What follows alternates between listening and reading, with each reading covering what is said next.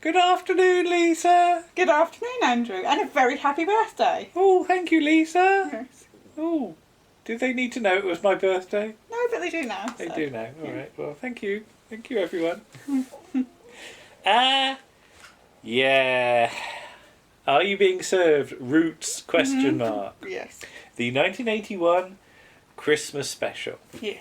One we've been wondering how to cover for some time. Yes. So I think all we can do is grab the bull by the horns and see where it leads us. This is Thursday the 24th of December 1981. Yes. So I thought it would be just worth doing a little bit of genome Okay. for it. BBC One starts at 9:20 with gymnast, women's floor exercises. Okay. All right. Then the Perishers, which seems a very odd combination. Jack and Ori, with how do you say that? Sinead. Sinead Cusack, the Black Lamb of Bethlehem. The Perils of Penelope Pit Stop, North Pole Peril. Oh, help! Why Don't You? Play Chess, Go with Noakes, Port St Mary to Rathlin Island. King of the Rocket Men, Episode 4, High Peril. The Hardy Boys and Nancy Drew Mysteries. Okay. News Afternoon, Regional News, King Rollo. It is Rollo, isn't it? Yes. Not Rollo. It could be Rollo. Stop Go, a new seesaw programme. El Cid, with Charlton Heston. Yes. Sophia Loren. John Fraser, is that I would imagine so, yes. John Fraser as King Alphonse? Yes. Or Douglas Wilmer. Yeah. Oh, God, blimey. All sorts. Michael Hordern. Andrew Cruikshank. Yeah. Regional News, Play School, Mighty Mouse, The Mouse of Tomorrow. Jack and Ori again, Yeah. with Cheryl Campbell, the Snow Queen. A Very Merry Cricket, a cartoon. Chester the Cricket comes out of retirement, and on Christmas Eve the people of New York stop, listen to his beautiful music and sing carols. Okay. Blue Peter, Simon Groom, Sarah Green, Peter Duncan. News of the Operation Pipeline appeal. Join in with carols round the tree. She's always round the tree. Can you penetrate the disguises worn by Simon, Sarah and Peter in the Blue Peter panto? I expect so. Willow the Wisp, as I said earlier, Willow the Wasp. That was a whole different thing. Yes. Christmas Box. Evening News with Moira Stewart. Tom and Jerry the Night Before Christmas. The Little and Large Show, Christmas edition, with Madness, Stutz Bearcats and Lulu. Top of the Pops with Kid Jensen and Zoo. Are You Being Served is at 7:15. Because I think we tracked down the continuity for this I think one. we did, I vaguely yeah, remember the lines in it. Kenny Everett television show at 7:45. That'd be worth it. And the Poseidon Adventure. Yeah, it's You nothing like a bit of disaster. You like a disaster movie, don't you? I do like Poseidon Adventure. It's got some side bits and some Main news and the good old days. Leonard Sachs introduces John Inman, making his second appearance of the night. Barry Howard, Jimmy Cricket. Oh, I don't think we have seen that one. You didn't mention Jimmy Cricket. Roy Castle. I think I remember seeing Jimmy Cricket. Okay. We might have seen it, but I honestly can't remember. I don't think so. The Good Old Days Songbook. £17.95 from Booksellers. Would you fancy a sing-song? That's expensive. Peace in No Man's Land, Mass of the Nativity, and Weather at Midnight. I don't know whether the weather at midnight's any different to weather at any other time, but there you go. Actually, it's the weather at midnight 50, so it's 10 to 1 actually. Oh yeah. Well, go on, no. Late weather. Yes. Right. Anyway. Or 12. Well, we start off with everything being covered over. Yes. And all of a sudden, then it's all very dark, isn't it? It is. Yeah. You think, what if they faded to black? Mr. Harmon and Mr. Rumbold come in carrying candles. There's no electricity because there's a dispute with maintenance. Because they want togging up money. Yes. Because it takes half an hour I can't believe it takes half for an them hour. to change out their normal clothes into their dirty overalls. I can't believe it takes half an hour. That's ridiculous. Oh, I don't know. Perhaps they have to do it in the dark. I don't know. But so they have to arrive early and leave late. Yes. So they nicked all the fuses, and darkness shall reign. And it didn't help that they sacked the night watchman because he was in bed. But Mr. Harmon says he was doing a slumber test. Yeah, he was trying it out. Ever done a slumber test? No. Remember when we had to choose our bed? I had to lie on them to see if they were all right. See if they were long enough. And this one still isn't really. No. You say my feet stick out. Your feet stick out sometimes. You're trying to get past them, your feet are in the way. So feet! But then the room wouldn't be big enough for a bigger bed anyway, Okay. so... Captain Peacock comes in clutching his candelabra. Yes. And he's referred to as Liberace. Mm-hmm. But he has signed for it. But then he had a bump on the head when he went backside over elbow due to standing on a roller skate in the sports department. Mm-hmm. There's a lot of roller skates in this episode. Yes. Then the ladies arrive, described as the Hammer House of Horror. Mrs. Slocum, she's in like red, white and blue, isn't she? Yeah, she's got very strange hair for this one, isn't she? Yes. But I suppose the white streak could remind you of like Bride of Frankenstein or something. Yeah. But, then Mr. Spooner comes in with a proper sort of camping lantern thing. Yes. Lamp, and he had to kiss 3 girls in camping. But it turns out it was 2 girls and a bloke with a beard. Yes. Then enter Mr. Humphreys, who lights up, doesn't he? Does, yeah. As he's got this suit on. He's got a suit on with all different lights. with lights on, the same colour lights. I think they're red ones, aren't Yeah. they? Yeah. And it turns out he's been to the roller disco fancy dress. Mm-hmm. And he had to share first prize with a bloke who had exactly the same costume. Yes. Because they sort of they shook hands. They shook hands, and the other man's all his fuses blew. Yes. Because it turns out that one was AC and the other was DC. Yes. And then he skates off. He does. Skates off. He does. Those outfits, I always wonder about those outfits, because obviously it's like you can get Christmas jumpers with lights on. Well, these days they're just going to be little LEDs. But aren't they? you can't wash that, can you? Because you'd ruin the electrics. Yeah. So it would end up stinking. I don't know. Old Mr. Grace is in the darkness.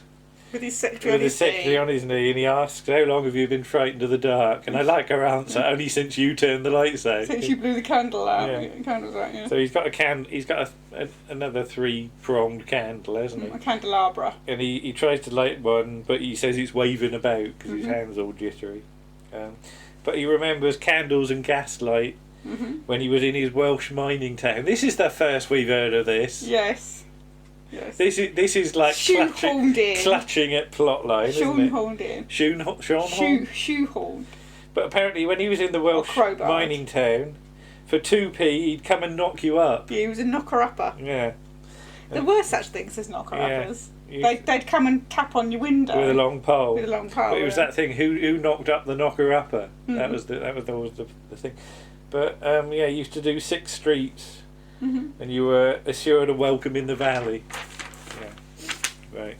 His nurse comes in and puts the lights on. Yes, because she phoned to say they were working again half an hour ago. But he had the phone to his bad ear, or so he says.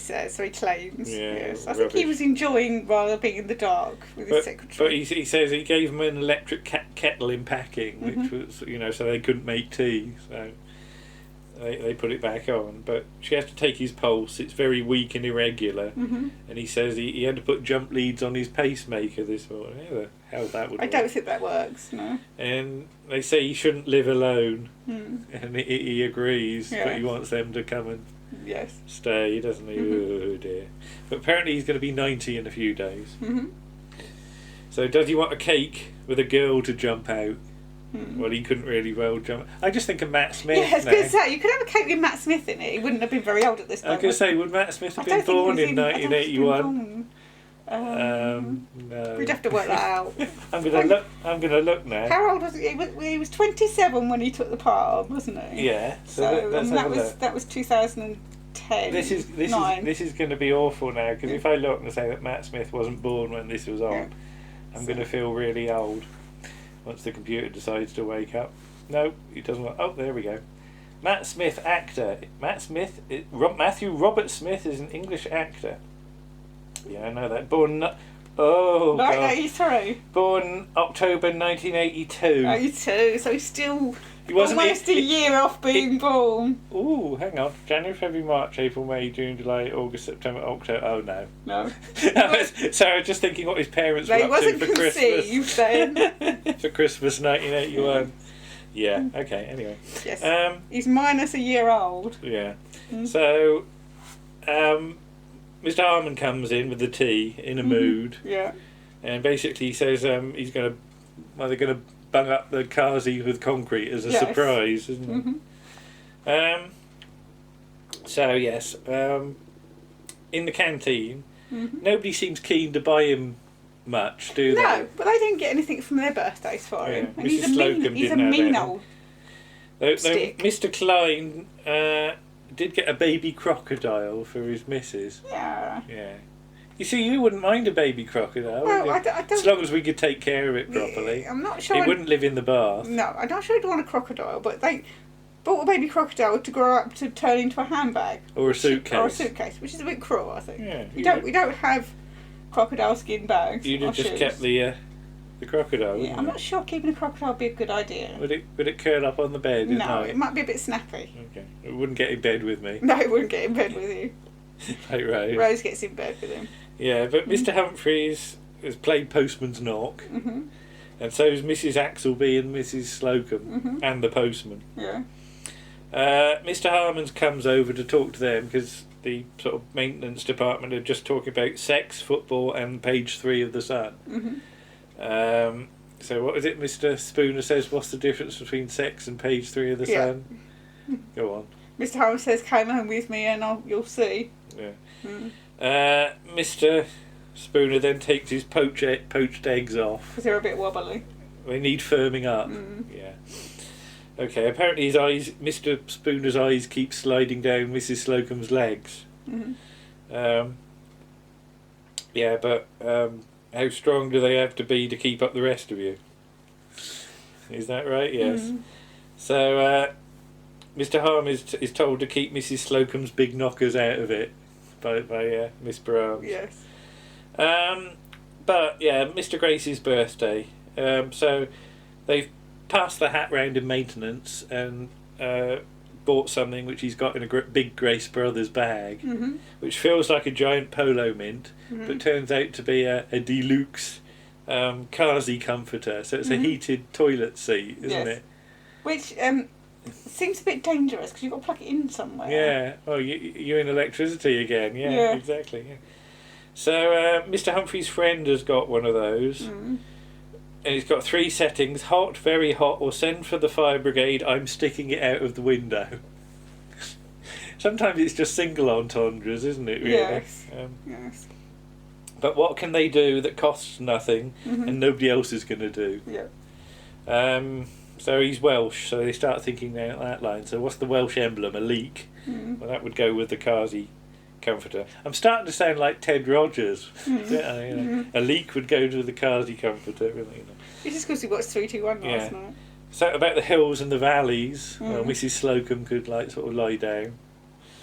Oh dear. So Mr. Spooner is sent to another table, isn't he? But Wales is famous for coal, rugby and skating because they've got the Ice Tedford. Dear. Perhaps they could sing and read a poem. And Mr. Spooner comes up with, there was a young girl from Prestatyn who said I couldn't stick that in, and that's as far as allowed to go. But apparently she was packing her suitcase to go to the convent. Yeah, but they could sing a song because that would be cheap. Yeah. Basically. Yes, this is what we're looking at. It would cheap and it would fill out the rest of the episode, in my opinion. This is true. Yes.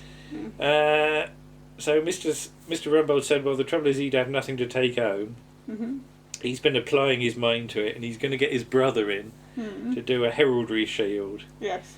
And he can bung it on Mr. Grace's account, which is probably where he got his golf clubs from, according to Captain Peacock. So these were apparently damaged and reduced display item. And then there's a radiogram he might have his eye on as well. A radiogram? I had a radiogram. Yeah. Used to lie in bed on a Sunday morning, listen to Doctor Who and the Slipback, and playing me Faulty Towers records. Oh, so a big thing. A big, like a cabinet thing. My gran had one of those, a radiogram. You'd pull the front out and there'd be a record player. Oh no, this one you lifted up the top and it had a record player in it. But it's just like such an old-fashioned word. It had all the speeds. It had all the speeds. 78, 45, 33 and 16. 16? There was such a thing as 16. But yeah, it was like you had to put it in like first gear to do that. Okay, did you get it from a member of your family? Probably, yeah. I don't know what happened to it. It got chucked away, I think. It's probably worth money now if it was in 1p.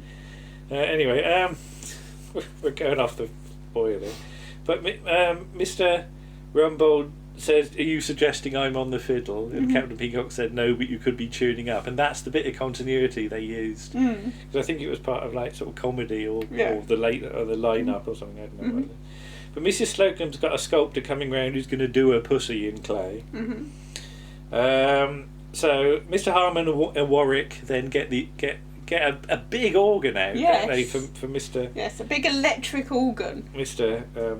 Rumbold.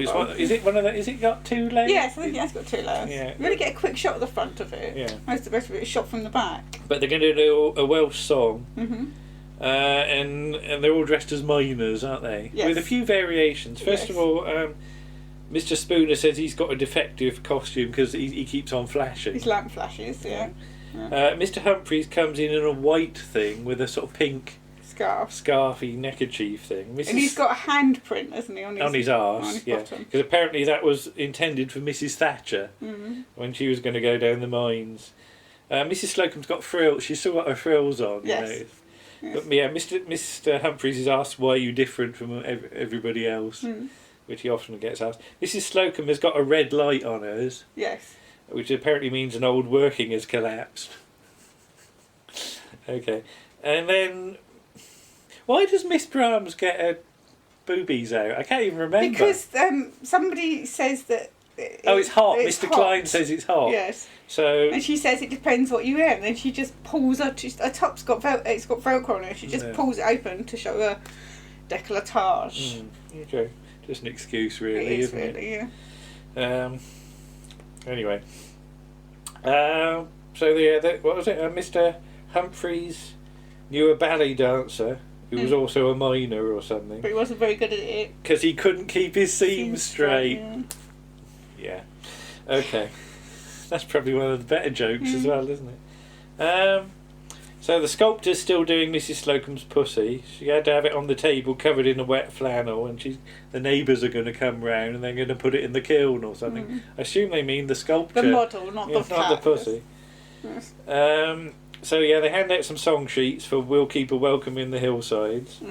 Mr. Brumbo does an incredibly long intro. Like he always does. Just to span it out. Mr. Humphrey says, "Will you be needing us?" Yeah. And Mr. Rumbo just starts singing on his own, and nobody else joins in. Captain Peacock does a good one of those whistles that I can't do. I've never been able to do that. No. Do you want to try? I can't do it. All right. But and he says, "Why can't I sing? If I was working on a mine, I'd be a managerial sort." Yeah, because they said he's not in the costume. Yeah. Yeah. So he goes for a B flat. But yeah, if they don't have the note, he can't sing. But Mr. Harmon then demonstrates his skills with the organ. Yeah. Well, now what actually happens is Mrs. Slocum says they should do it without the music. Without music. Yeah. But then they can't find the note. Yeah. So then Mr. Harmon. Yeah, he shows off his organ skills, which is a hearty rendition of "I Do Like to Be Beside the Seaside." I don't believe that it's him doing it, but no, because you don't ever see it. No, but it gets a lot of applause from the audience. From the audience. Yeah. Then was it? He was down the Granada tooting. And he used to go 12 foot above the audience. So then he got vertigo and had to give it up. And he keeps finding a setting that does this really low parp, like a ship's horn, doesn't it? Basically like wind breaking, isn't it? Yeah. So we get that joke about 4 times, don't we? So they divvy up the parts, and Mrs. Slocum starts off. First of all, it's too low for her. And then she's all wobbly. He's found the vibrato setting. Parp again. Then it's a bit too low for the men, so they have to go higher. And eventually they sort of get... No, it's too high for the men. They have to go lower. Yeah, so they need it lower for the men. Yeah. Sorry, yeah. More parping, and eventually they get through the song and get applause. Yeah. But they should raise their arms in a triumphant gesture and hold up the pickaxe they've got at the end. So they put more feeling into it, have another go, and of course Mr. Spooner's pickaxe ends up between Mr. Humphrey's legs. Yes. Anyway, in Mr. Rumbold's office, Mr. Harmon says, "Your brother's arrived," and in comes Mycroft. Yes. Mycroft Rumbold. Mycroft Rumbold. They do a split screen, don't they? He works all right. He's got wonderfully mad ginger hair. Yes. Because he's quite professorial, isn't he? He is. It's a nice little character part. It is. Yeah, because it's played again by Nicholas Smith, we should say. And he's been doing some more research, and they've traced the Graces beyond Wales, beyond 1843, when they were in Scotland as the Grouses. And he's already done a shield, and he can't change a thistle into a leek. So they're going to have to go with the Scottish thing. So, oh Lord. Well, this bit's okay. Yes. Yeah. But it is the mark of the descent towards where we end up. Yes. So they rehearse a new thing. Mr. Harmon, everybody's in like Scottish garb now. Yes. Mr. Harmon comes in playing the bagpipes. Yeah, Mr. Klein's behind him operating some bellows, like fire bellows that you'd just to get the wind up. And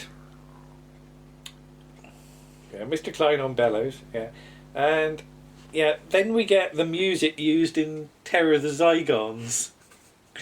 Just like they just got the same stock record from BBC, the BBC sort of library, and there's some dancing. Mr. Humphrey spins round at one point, and you can almost see his drawers, can't you? And I quite like the bit with the swords, because Captain Peacock has to demonstrate some swords, how sharp they are.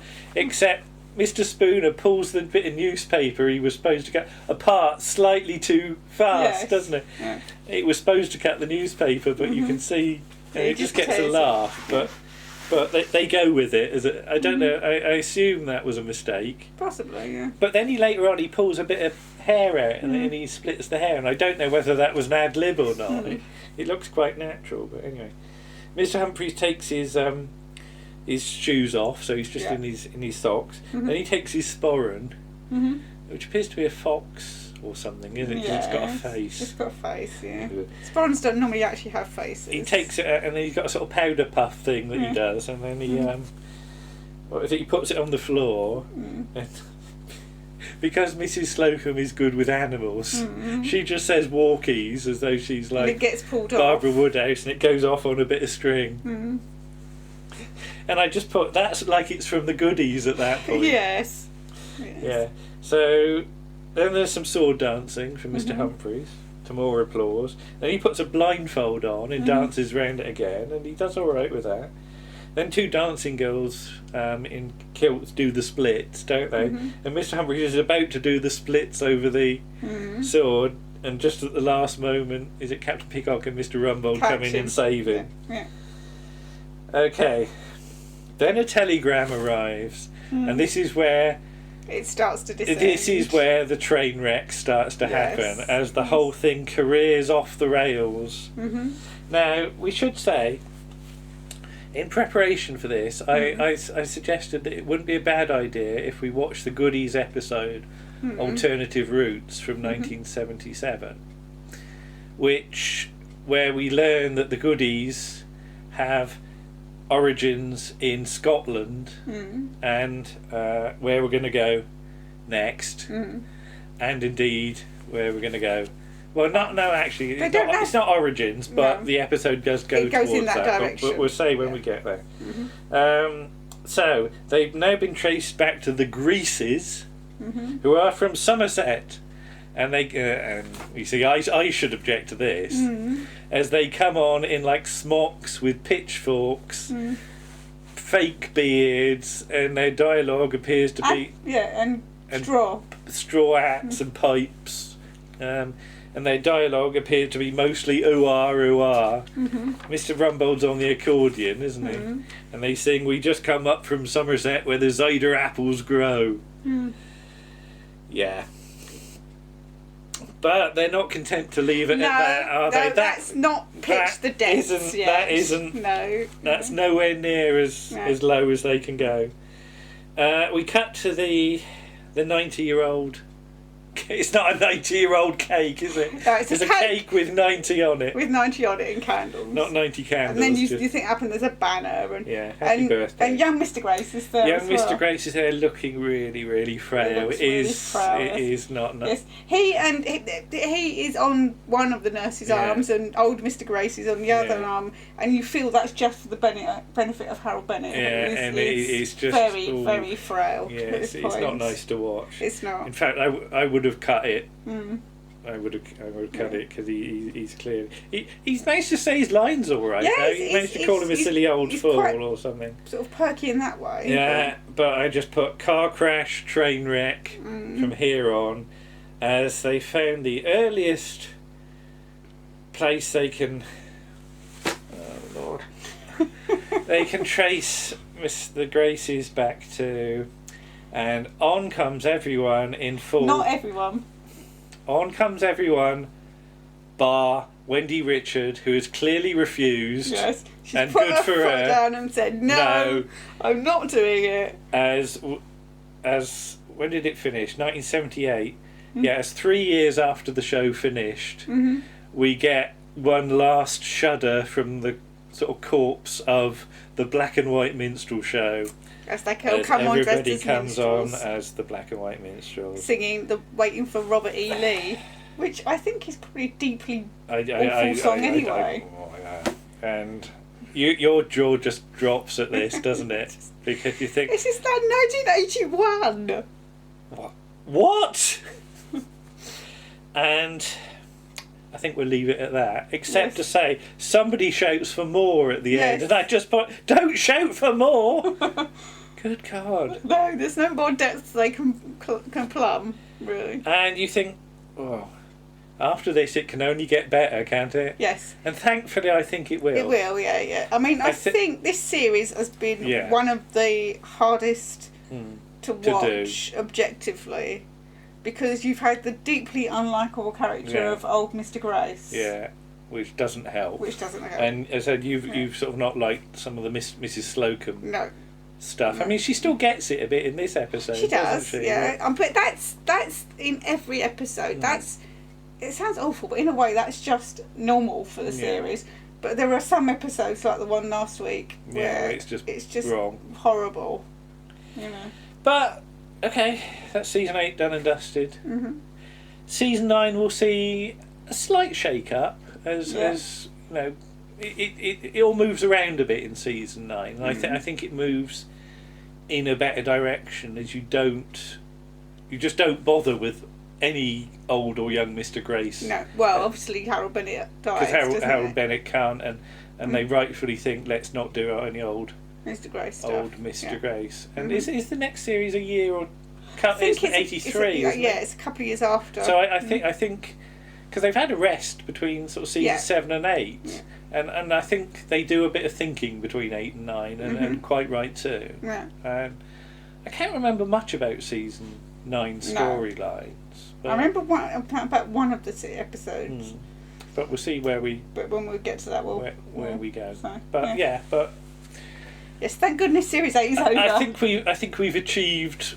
We've got over the hump. Yes. Or we've got out of the. Yes, and it's going to start to go up a little bit now. Obviously, it has passed its best, but there is still one of my favourite episodes to come in series 10.